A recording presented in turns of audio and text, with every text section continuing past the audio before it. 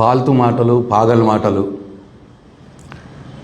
మాట్లాడుతూ అచ్చోసిన అంబోతుల ఊరేగుతున్నవాడు ఈ తెలంగాణ రాష్ట్రానికి ముఖ్యమంత్రి కావడం తెలంగాణ రాష్ట్ర ప్రజల దురదృష్టంగా నేను భావిస్తూ ఉన్నా. ఎందుకంటే వాళ్ళ కాంగ్రెస్ పార్టీ అఫీషియల్ ట్విట్టర్ హ్యాండిల్లో వాళ్ళే పోస్ట్ చేసుకొని వాళ్ళే సర్వే అడిగి ఇవాళ తెలంగాణ రాష్ట్రాలతోటి ప్రజలతోటి తన్నించుకున్నంత పని అయింది వాళ్ళకి. మీరు పెట్టిన సర్వేలోనే కేసీఆర్కు 70%, రేవంత్ రెడ్డికి 30% రిజల్ట్ వచ్చింది. ఆ రిజల్ట్ చూసి ముఖ్యమంత్రి రేవంత్ రెడ్డి గారికి మైండ్ బ్లాక్ అయిపోయి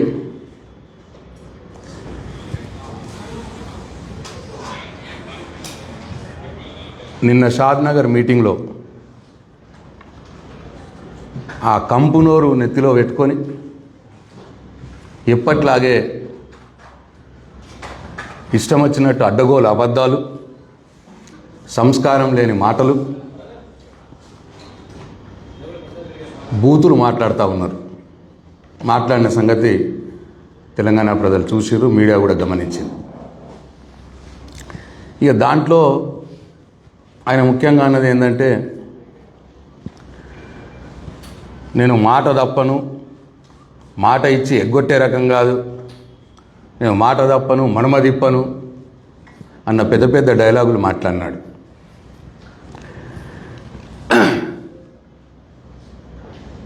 అయితే తెలంగాణ ప్రజలకు అన్నీ తెలుసు, ఆయన ఏం చెప్పినాడు, ఏం మాట తప్పినాడు. కానీ మా ప్రతిపక్ష పార్టీగా మా బాధ్యత ఆయన డైలాగులకు, ఆయన పెద్ద పెద్ద డైలాగులకు దాని మీద ప్రజలకు సమాచారం ఇచ్చే బాధ్యత మా మీద ఉంటుంది. రుణమాఫీ విషయంలో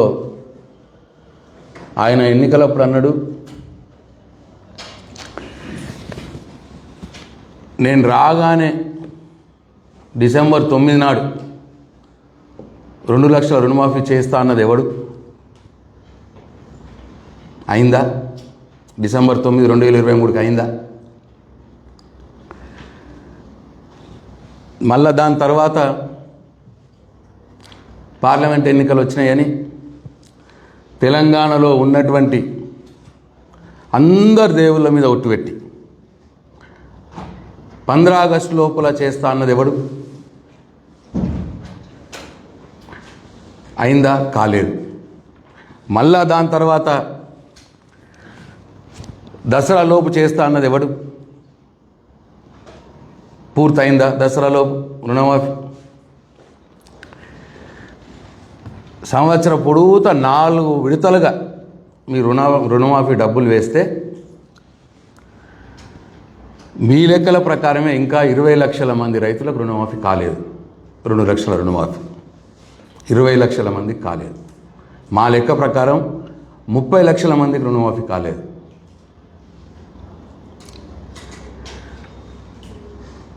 మరి దీన్ని ఏమంటారు?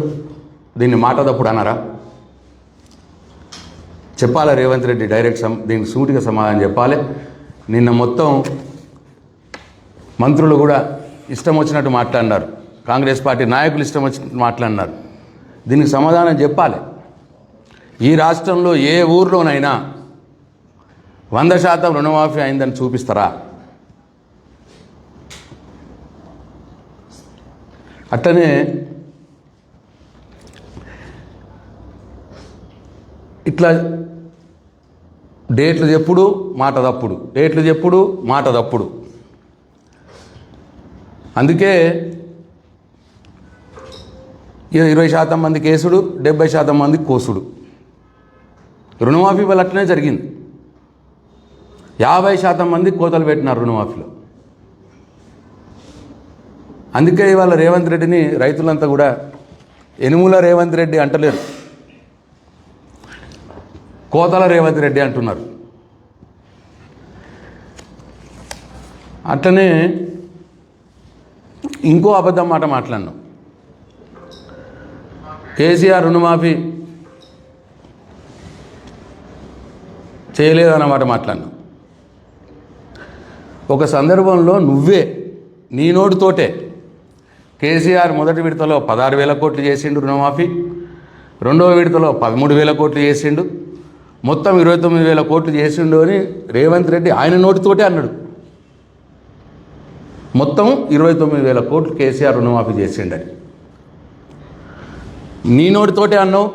మేము కాంగ్రెస్ ప్రభుత్వం మొన్నటిదాకా రుణమాఫీ అయిపోయింది అన్నాక 21,000 కోట్లు చేసినాము అన్నావు. రెండు నీ నోటితోటే అన్నావు. అంటే కేసీఆర్ నీకంటే 8,000 కోట్లు రుణమాఫీ ఎక్కువ చేసినట్టే కదా. మరి నిన్న ఆ మాట ఎట్లా మాట్లాడినావు?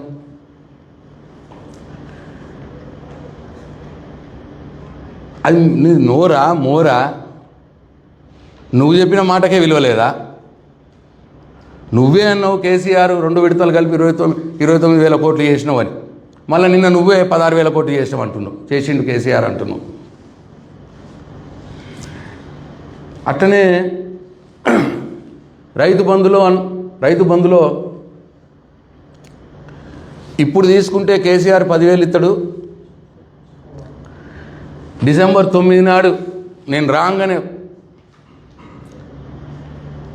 డిసెంబర్ 9 నాడు నేను రాగానే 15,000 తీసుకోండి అని అన్నది ఎవడు? మరి ఏం చేసినప్పుడు మేము ఎలక్షన్ల కంటే మొదలు ఎలక్షన్ల సందర్భంలో డబ్బులన్నీ రెడీ చేసి పెట్టి మా హరీష్ రావు గారు పాలకుర్తి సభలో 2 రోజుల్లో మేము రుణమాఫీ స్టార్ట్ చేస్తామని చెప్తే నువ్వు నీ కాంగ్రెస్ పార్టీ నాయకుడు నువ్వు పీసీసీ ప్రెసిడెంట్గా ఉన్నప్పుడు మీరందరూ పోయి అప్పుడు ఎలక్షన్ కమిషన్కు కంప్లైంట్ ఇచ్చి అప్పుడు రైతు బంధుని ఆపేసినాం. మేము వేసిన డబ్బుల్ని మేము వేయబోతుంటే ఆపేసినావు కంప్లైంట్ ఇచ్చి. తర్వాత కర్మ కొద్దీ నువ్వు రాగానే మేము రెడీ చేసినటువంటి ఉంచిన డబ్బుల్నే అదే 10,000 చొప్పున పాత 10,000 చొప్పునే వేసుకొని చేతులు దులుపుకున్నది ఎవడు? 15,000 ఇస్తా అన్నది ఎవడు? మేము ఉంచిన డబ్బుల్నే దాంట్లోకెళ్ళే తీసి 10,000 ఇచ్చేసి చేతులు దులుపుకున్నది ఎవడు? రైతు బంధు మొదటిసారి. తర్వాత రెండోసారి వానాకాలం పంటకు రైతు బంధు ఎగ్గొట్టింది ఎవడు? తర్వాత మళ్ళీ మూడో పంట యాసంగికి సంక్రాంతికి ఇస్తా అన్నది ఎవడు? తర్వాత మళ్ళా మాట మార్చి సంక్రాంతి తర్వాత మాట మార్చి జనవరి 26కి ఇస్తా అన్నది ఎవడు?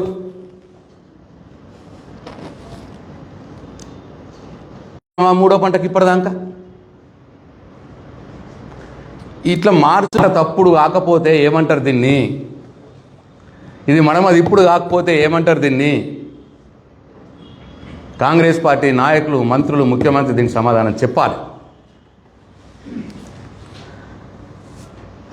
అందుకే నువ్వు రైతు బంధు ఎగ్గొడుతున్నావు కాబట్టి అందుకే నిన్ను తెలంగాణ రైతులందరూ కూడా ఎగవేతల రేవంత్ రెడ్డి అంటున్నారు, నేను యనుమల రేవంత్ రెడ్డి అంటలేరు.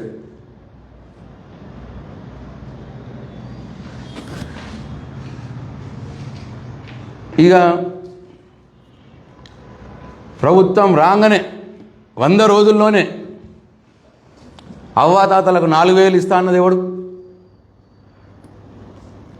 మహిళలకు 2,500 ఇస్తా అన్నది ఎవడు? తులం బంగారం ఇస్తా అన్నది ఎవడు? 5 లక్షల విద్యా భరోసా కార్డు ఇస్తా అన్నది ఎవడు? ఆడపిల్లలకు స్కూటీలు ఇస్తా అన్నది ఎవడు? నిరుద్యోగులకు 4,000 నిరుద్యోగ భృతి ఇస్తా అన్నది ఎవడు? ఏడాదిలోపే 2 లక్షల ఉద్యోగాలు ఇస్తా అన్నది ఎవడు? ఇచ్చింది ఎన్ని? ఆ ఇచ్చినవి కూడా కేసీఆర్ టెస్ట్ పెట్టి నువ్వు ఒక్క నోటిఫికేషన్ ఇవ్వకుండా కేసీఆర్ ఇచ్చినటువంటి ఉద్యోగాలు సర్టిఫికెట్లు ఇచ్చి మళ్ళీ నువ్వు ఇచ్చినా అని చెప్పుకుంటున్నావు. ఇట్లా 100 రోజుల్లో ఇస్తా అన్న ఇవన్నీ కూడా 400 రోజులైనా ఇవ్వంది ఎవడు?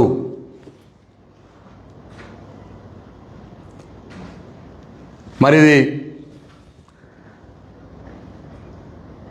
మాట తప్పుడు కాదా అని చెప్పి నేను రేవంత్ రెడ్డిని అడుగుతా ఉన్నా. అట్లనే పేదలకు రేషన్ కార్డులను అన్నది, పేదలకు రేషన్ కార్డులు, రైతు కూలీలకు 12,000 ఆత్మీయ భరోసా, ఇందిరమ్మ ఇండ్లు, ఇవన్నీ కూడా జనవరి 26 లోపల ఇస్తా అని 26కి ఇస్తా అని చెప్పి అన్నది ఎవడు?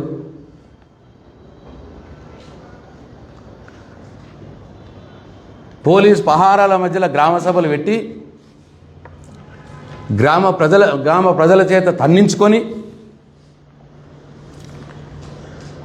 అప్పుడేమో అందరికి ఇస్తా అన్నావు, అన్ని ఊర్లకు ఇస్తా అన్నావు.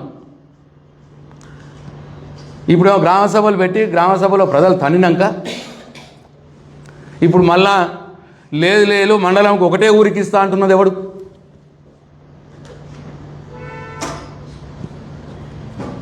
ఇది మాట తప్పుడు కాదా? సమాధానం చెప్పాలి కాంగ్రెస్ నాయకులు దీనికి. తర్వాత ప్రజాపాలన, కేసీఆర్ ప్రజల్ని కలుస్తలేడు, నేను ముఖ్యమంత్రిని కాగానే ప్రజాపాలన ఉంటుంది.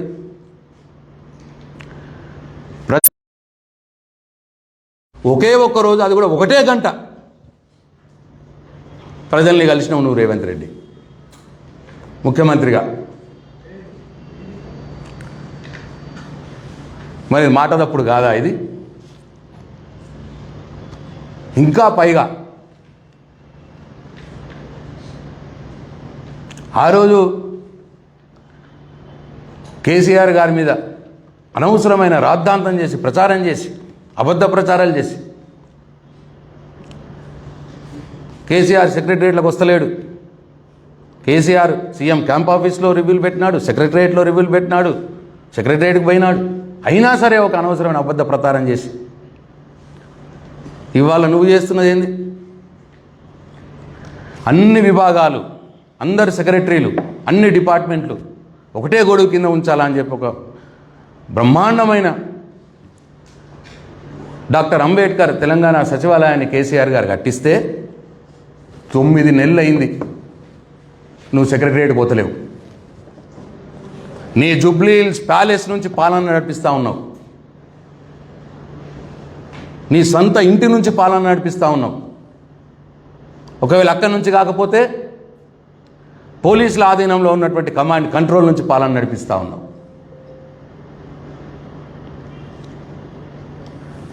మంత్రులు, అధికారులు నీ ఇంటికాడుంటే ఇంటికాడికి చెప్పులు అరిగేలా తిరగాలి. ఇవాళ ఒక రారాజుల, ఒక నియంతల, ఒక అహంకారపూరితంగా ఇవాళ మంత్రులు నీ చుట్టూతో తిప్పించుకుంటా ఉన్నావు సెక్రటరియట్కు రాకుండా.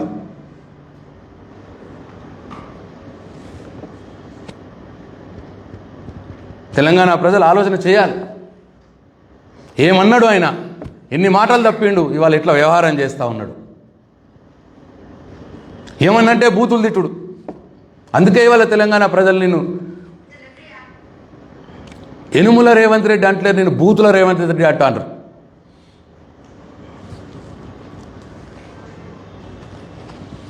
రైతు బాంధవుడైన కేసీఆర్ గారి మీద మాట్లాడే నైతిక హక్కు ఈ బూతుల రేవంత్ రెడ్డికి లేదు. కేసీఆర్ గారి కాలు గోటికి కూడా సరిపోవు నువ్వు రేవంత్ రెడ్డి అని చెప్పి ఈ సందర్భంగా నేను ఆయనకు చెప్తా ఉన్నా. ఈ 14 నెలల కాలంలోనే మీ 3 రంగుల జెండా అసలు రంగు బయటపడిపోయింది. అందుకే ఇవాళ ప్రజలు నీ మాట నమ్ముతలేరు. రేవంత్ రెడ్డి గారు టీవీలలో కనిపించగానే ప్రజలు ఛానళ్ళు చేంజ్ చేస్తూ ఉన్నారు నీ మీద అసహ్యంతో. నీ మాటలు నమ్మి మోసపోయినటువంటి తెలంగాణ ప్రజలు, తెలంగాణ రైతాంగం, ఇండ్లు కోల్పోతున్నటువంటి హైడ్రా ద్వారా ఇండ్లు కోల్పోతున్నటువంటి పేదలు జర్నలిస్టులపై మైకులు పెడితే వినరాని తిట్లు, అన్ని తిట్లు తిడుతూ ఉన్నారు నేను. అయినా ఇంకా ముఖ్యమంత్రికి సిగ్గు రావట్లే, సంస్కారహీనంగా మాట్లాడుతూ ఉన్నాడు. ఇంకా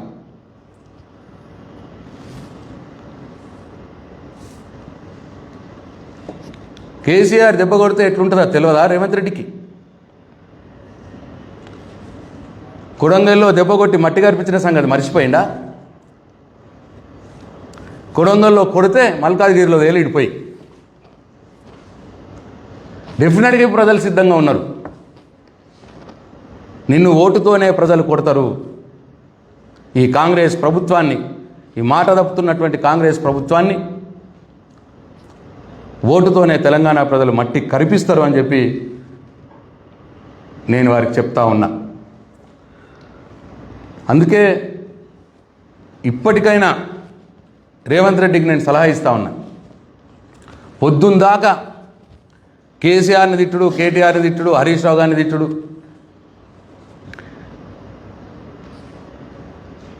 ఆ కంపు నోరేసుకొని మీద బలుడు, ఇదంతా మానేసి పాలన మీద దృష్టి పెట్టండి. మీరు కాంగ్రెస్ పార్టీ ప్రభుత్వం, రేవంత్ రెడ్డి గారు, మీరు ప్రజలకు ఇచ్చినటువంటి 6 గ్యారెంటీలు, 420 హామీల్ని అమలు చేసే దిశలో పనిచేయండి. ఈ చిల్లర మాటలు బంద్ పెట్టండి. మీరే సెల్ఫ్ డబ్బా కొట్టుకొని చిల్లర సెటర్లు వేసుకొని అవిట్లా నమ్మే రోజులు పోయినాయి. రేవంత్ రెడ్డి గారు, నువ్వు ప్రతిపక్షంలో ఉన్నప్పుడు నీ గురించి తెలియక ప్రజలు నమ్మిర్రు పాపం. అప్పుడు నీ సెటర్లు నమ్మిర్రు, నీ సెల్ఫ్ డబ్బా నమ్మిర్రు. కానీ ఇప్పుడు 14 నెలలుగా నీ బండారం మొత్తం బయట పడ్డది. ఇప్పుడు ప్రజలు నమ్మే పరిస్థితుల్లో లేరు అని నువ్వు గుర్తించాలి.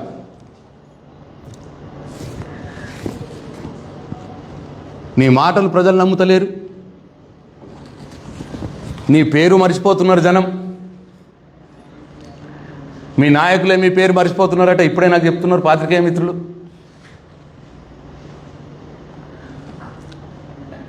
నువ్వు వస్తే ఏవో మంత్రులు కూడా కుర్చీలోకి వెళ్ళి ఎత్తలేరు, గౌరవం దొరుకుతలేదు నీకు. ప్రజలేమో మైకు పెట్టంగానే వినరాని భాషలో తిడుతూ ఉన్నారు. ఇంకో పక్క నీ మీద నమ్మకం పోయి నిన్ననే 11 మంది ఎమ్మెల్యేలట, మీ కాంగ్రెస్ పార్టీ ఎమ్మెల్యేలే గ్రూపులు పెట్టుకొని మీటింగ్లు పెట్టుకుంటున్నారు.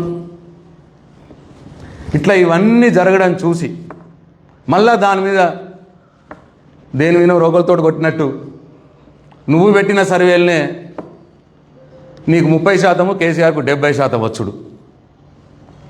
ఇవన్నిటి వల్ల నీలో ఆందోళన పెరిగిపోతూ ఉన్నది రేవంత్ రెడ్డి. నేను అడిగిన ఒక డాక్టర్, నాకు తెలిసిన ఆయన, ఎందుకు ఇట్లా మాట్లాడుతుండే రేవంత్ రెడ్డి అంటే, ఇక మీరు చెప్పినవి కరెక్టే, ఇవన్నీ కారణాలు, ఆయనలో ఆందోళన పెరుగుతున్నది. పెరిగి ఆయనకు అటెన్షన్ డిక్రీజింగ్ డిజాస్టర్ అంటారట దాన్ని.